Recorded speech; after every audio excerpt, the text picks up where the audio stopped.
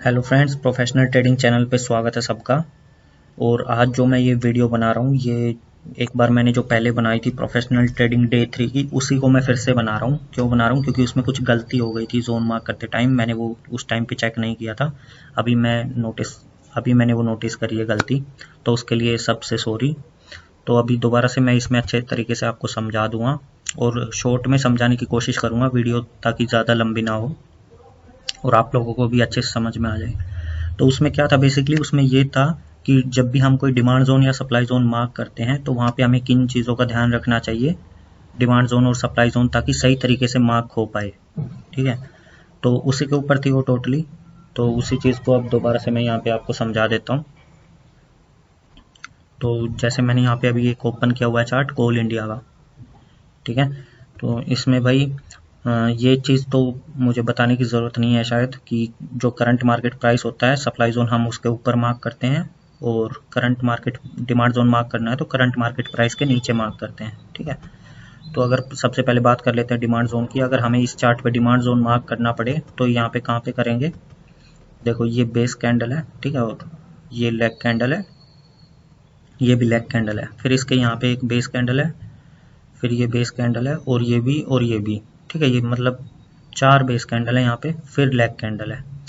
तो जितनी भी ये 4 बेस कैंडल है, इसके राइट वाली को हम बोलते हैं लेग आउट और इसके लेफ्ट वाली को बोलते हैं लेग इन कैंडल। तो यहाँ पे जब हम ये जोन मार्क करेंगे तो इसको इस तरीके से मार्क करेंगे, ऐसे मार्क करेंगे। कहाँ से लेके प्रोक्सिमल लाइन, मतलब कहाँ पे रखेंगे इसकी, इन चारों बेस कैंडल्स में से जो कैंडल सबसे ऊपर होगी। अब वो जिस कैंडल का बॉडी पार्ट सबसे ऊपर होगा, अब देखो इस वाली और इस वाली रेड कैंडल, दोनों का जो बॉडी पार्ट है, ओपनिंग प्राइस, वो ऑलमोस्ट सेम है। तो इसलिए हमने प्रोक्सिमल लाइन को यहाँ पे रखा हुआ है। ये फिर आती है ये वाली बेस कैंडल, इसका बॉडी पार्ट नीचे है, फिर ये वाली आती है। ठीक है, तो प्रोक्सिमल लाइन यहाँ पे रहेगी जिसका बॉडी पार्ट सबसे ऊपर होगा, और जो हमारी डिजिटल लाइन रहेगी वो कहाँ पे रहेगी? लोवेस्ट पॉइंट पे रहेगी, किसके? बेस कैंडल के।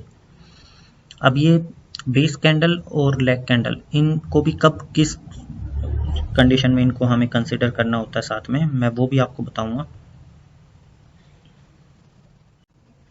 तो भाई ये जो पैटर्न है ना, ये रिवर्स वाला है। ये देखो, यहाँ से प्राइस गिरता हुआ आ रहा था नीचे और यहाँ से फिर ऊपर उठना शुरू हुआ है।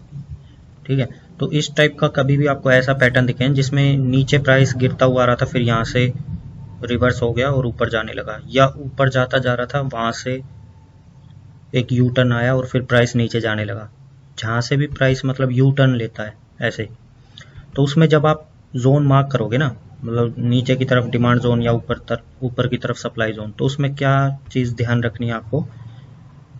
जो लैग इन कैंडल होगी ना, अब ये वाली जो लैग इन कैंडल है, इसकी जो बॉटम शेडो है ऊपर की तरफ ही है। लेकिन अगर ये लैग इन कैंडल यहाँ पे होती, मान लो एग्जांपल के तौर पे, मैं एक लाइन ड्रॉ करके दिखा देता हूँ आपको एग्जांपल के तौर पे। ये मान लीजिए कि जो मैंने ये रेड कलर की लाइन ड्रॉ की है, अगर ये लैग इन कैंडल यहाँ तक होती, इस लाइन तक, तो हम जो डिजिटल लाइन लेते हैं ना, वो यहाँ तक लेते, इस वाली लाइन तक। ठीक है, तो इस चीज़ का ध्यान रखना होता है जब रिवर्स पैटर्न आपको दिखे तब। तो आपको डिजिटल लाइन जो मार्क करनी है, प्रोक्सिमल लाइन तो यहीं पे रहेगी, जो डिजिटल लाइन आप मार्क करोगे वो यहाँ तक करोगे जहाँ पे लैग इन कैंडल का जो बॉटम शेडो होगा सबसे नीचे।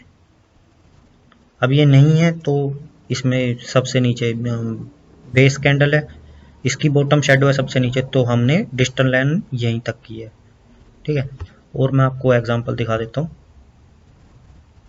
यहाँ पे जो है ये भी ऐसे ही इसी तरह से एक रिवर्स पैटर्न है। यहाँ पे भी ये देखो, यहाँ से ऐसे प्राइस नीचे आ रहा था, फिर यहाँ से रिवर्स होकर ऊपर गया है। तो इसमें भी जो जोन हम मार्क करेंगे ना, डिमांड जोन, वो इस तरीके से होगा। ये देखो, ऐसे होगा।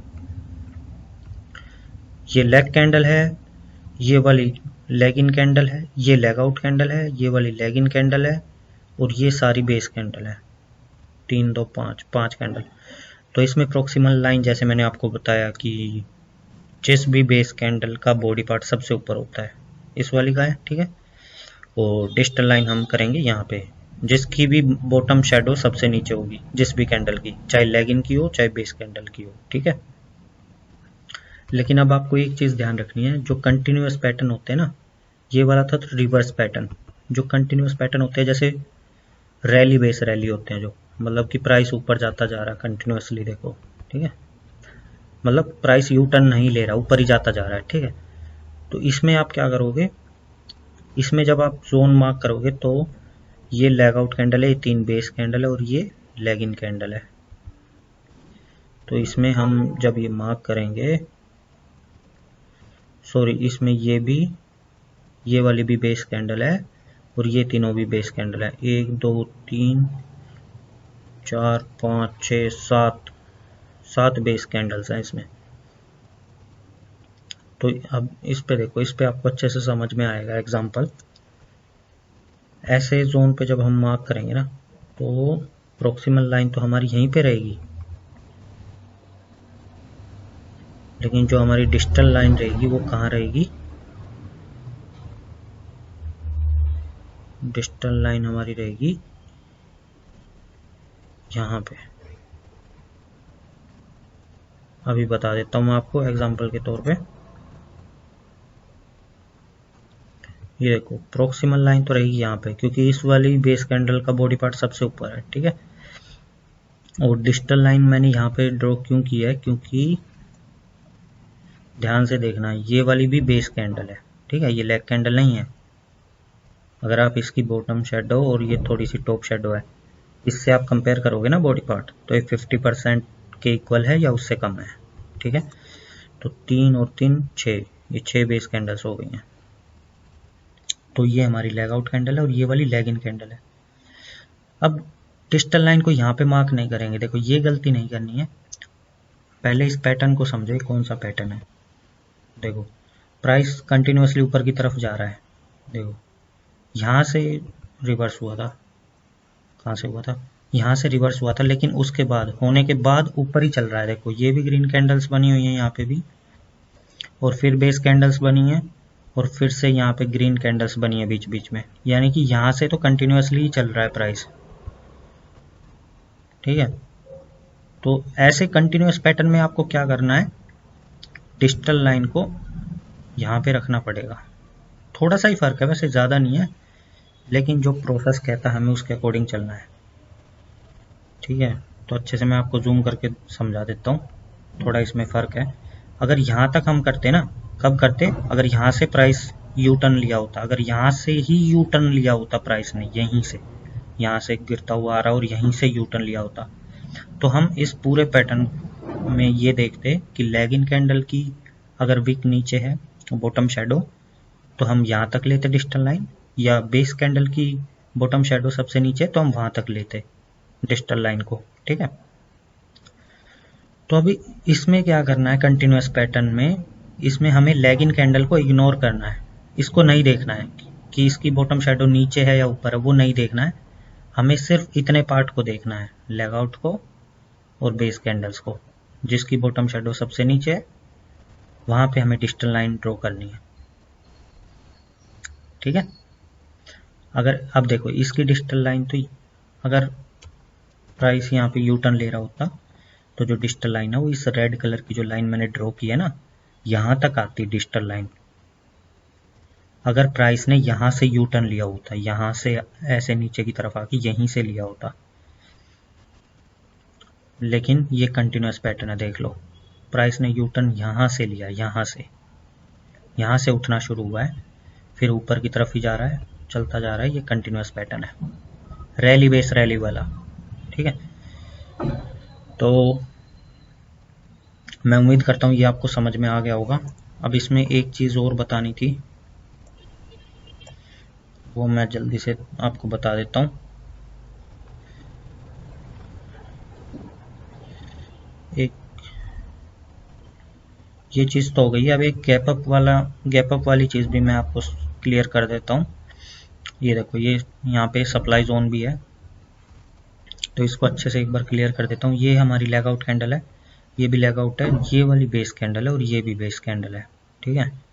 एंड ये सारी काफ़ी सारी छोटी छोटी यहाँ पे बेस कैंडल्स हैं, काफ़ी सारी, ठीक है। यहाँ जाके लेग कैंडल है, यहाँ जाके नहीं, मतलब यहाँ भी होगी, ये भी लेग कैंडल है, लेकिन ये काफ़ी सारी बेस कैंडल्स हैं। तो इसमें एक चीज़ देखना आप, इस कैंडल के नीचे और इस कैंडल के ऊपर गैप आ रहा है, ठीक है। यहाँ पे गैप डाउन ओपनिंग हुई है, यहाँ पे गैप अप ओपनिंग हुई है। तो जिसने मेरी गैप वाली वीडियो नहीं देखी है, जिसमें मैंने गैप्स के बारे में समझाया हुआ है, क्लियर किया हुआ है, तो वो आप जाके देख लेना, वहाँ से आपको और अंडरस्टैंडिंग मिल जाएगी। तो जब भी इस टाइप का गैप वगैरह हो ना, तो वहाँ पे हम इसको कैंडल ही कंसिडर करते हैं गैप को, यानी ये बेस कैंडल के बाद पहले गैप है, यहाँ से लेके और यहाँ तक का, ठीक है। जो मैंने दो रेड कलर की लाइनें ड्रॉ की हैं, ये सारा गैप है, यहाँ से लेके और यहाँ तक का ये गैप है। सिमिलरली यहाँ से लेके और यहाँ तक का, इन दोनों में भी गैप है, ठीक है, और यहाँ पे एक गैप है। तो जो ये गैप है ना, इसको हम कैंडल कंसिडर करते हैं, मतलब कि हम एज्यूम कर लेते हैं कि यहाँ पे कैंडल है, ठीक है। ये आपको एज्यूम कर लेना है। तो यहाँ पे मैंने आपको बताया था, कोई भी जोन मार्क करते टाइम उसके लेफ्ट और राइट में लेग कैंडल का होना ज़रूरी है। तो अब ये बेस कैंडल है, इसके राइट में तो लेग कैंडल है, बट इसके लेफ्ट में लेग कैंडल कहाँ है, नहीं है, लेकिन यहाँ पे गैप है, गैप अप ओपनिंग हुई है, तो हम यहाँ पे इसको लेग कैंडल मान लेंगे। फिर हम इसको जोन मार्क कर सकते हैं। अब कहाँ से लेके कहाँ तक करेंगे ये मैं बता देता हूँ। यहाँ से करेंगे यहाँ तक, ऐसे होगा ये वाला जोन मार्क, ऐसे होगा, ठीक है। अब देखो ये वाली लेग कैंडल है, लेकिन जब भी हम ये मार्क करते हैं ना, देखो मैं आपको दिखा दूं, इसका यहाँ पे आता है, इस मतलब बेस कैंडल का जो बॉडी पार्ट है वो यहाँ पे है, तो प्रोक्सिमल लाइन यहाँ पे हुई, ये हो गई हमारी डिस्टल लाइन, ठीक है। तो जब आपको इस टाइप की दिखे ना कैंडल, लेग कैंडल, मतलब जो बेस कैंडल होती है, अगर उसका ये बॉटम शेडो जो है ये आपकी लेग कैंडल के बराबर है या उससे भी नीचे, सप्लाई जोन जब आप मार्क करते हो तब, ठीक है। तो ध्यान से देखो इसको, इसका जो ये बॉटम शेडो है ना इस वाली बेस कैंडल का, ये हमारी लेग कैंडल के बराबर है, मतलब उससे भी थोड़ा नीचे ही है, तो इसको भी हम बेस कैंडल ही यहाँ पे मान के चलेंगे। फिर हमारी जो ये दूसरी कैंडल बनी हुई है ना लेग कैंडल, इसको लेग कैंडल कंसिडर कर लेंगे, मतलब ये तो है ही लेग कैंडल। तो ये वाली, इस वाली को हम प्रॉपर लेग कैंडल यहाँ पे मान के चल रहे हैं, और ये वाली को हम बेस कैंडल मान के चल रहे हैं, ठीक है। तो जो ये गैप अप ओपनिंग हुई है ये हमारी लेग इन कैंडल है, और ये हो गई लेग आउट कैंडल, ठीक है। तो अब ये प्रॉपर जोन बन गया है, ठीक है। मतलब कि जैसे हम ओड एंड आंसर स्कोर देखते हैं ना, उसमें क्या देखते हैं कि नंबर ऑफ बेसिंग कैंडल कितनी है, तो ये देखा जाए तो 2 हैं, और उसमें क्या देखते हैं कि लेग आउट के बाद वाली कैंडल का कलर अगर सेम है तो उसको पूरे मार्क्स मिलते हैं।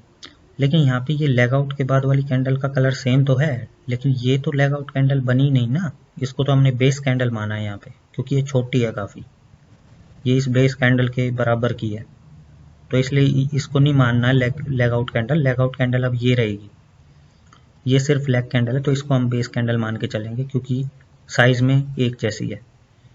तो अब लेग आउट कैंडल ये रहेगी हमारी, लेग इन कैंडल जो ये गैप है ये है, और ये हो गई 3 बेस कैंडल।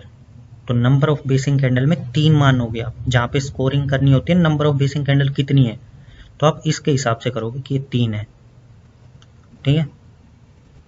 जोन वैसे ही 7 स्टार वाला ही है, क्यों है, क्योंकि फ्रेशनेस के पूरे 3 मार्क्स, और इसके नंबर ऑफ बेसिंग कैंडल्स के 2 मार्क्स 5, और जो लेग आउट कैंडल है उसके बाद वाली कैंडल अगर सेम कलर की होती है तो उसको पूरे मार्क्स मिलते हैं, अगर लेग आउट के बाद गैप अप या गैप डाउन ओपनिंग होती है तब भी उसको पूरे मार्क्स मिलते हैं। तो यहाँ भी पूरे 2 मार्क्स मिलेंगे, तो 7 स्टार वाला ही जोन है। ठीक है, तो यही चीज़ एक आपको क्लियर करनी थी इसमें। उम्मीद करता हूँ ये आपको समझ में आई होगी। और फिर भी कोई डाउट अगर आपको मन में आता है तो आप कमेंट बॉक्स में बताइए, मैं उस पर वीडियो, उस पर्टिकुलर टॉपिक पे वीडियो ज़रूर बनाऊंगा, आपका डाउट ज़रूर क्लियर करूंगा। ठीक है, बाकी मैंने अपनी तरफ से इस वीडियो में आपको अच्छे तरीके से समझाने की कोशिश की है पूरी। लास्ट वीडियो में कुछ गलती हो गई थी, मिस्टेक हो गई थी। ठीक है, तो ठीक है, वीडियो को यहीं पे करते हैं एंड। ओके फ्रेंड्स, मिलते हैं नेक्स्ट वीडियो में।